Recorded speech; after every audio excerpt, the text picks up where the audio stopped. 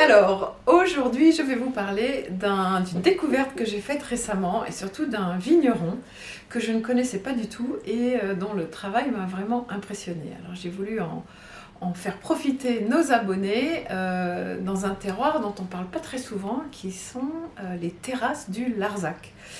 Alors là, c'est un domaine qui est au départ tout petit, puisqu'il faisait que 4 hectares. Il s'est un petit peu agrandi depuis que son propriétaire a un peu défriché des parcelles qui sont toutes en terrasse.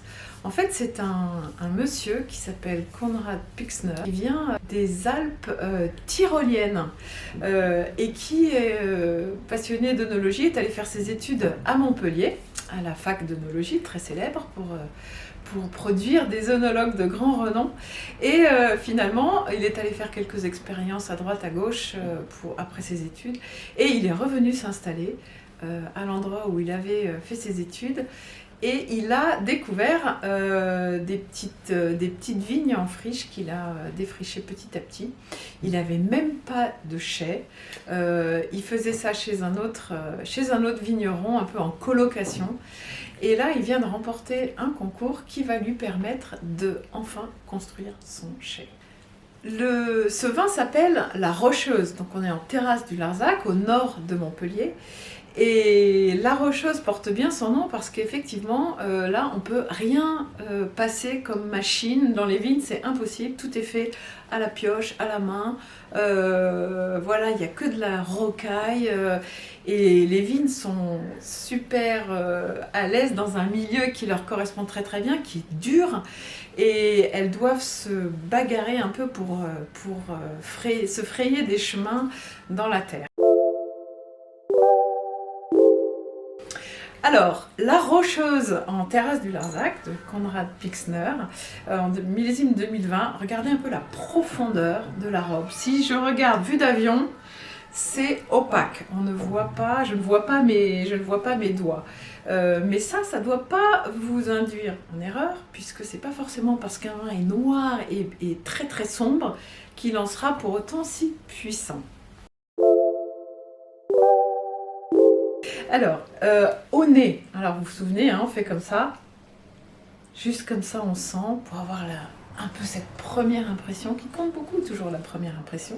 Et ensuite, en aérant le vin, à plat c'est plus facile, hein, en tournant le vin sur une surface, et on sent à nouveau. Et là, on attrape ces arômes de fraises des bois, de thym, de garrigue. On sent un peu l'univers dans lequel les vignes ont vécu. Et on a cette maturité de fruits, ce fruit bien mûr. Par contre, il y a un vent de fraîcheur, presque mentholé, qui s'en dégage avec des épices. C'est vraiment ce qui rééquilibre, même dès le nez, c'est ce qui rééquilibre le vin. Alors, pour le déguster maintenant, on en prend une bonne gorgée.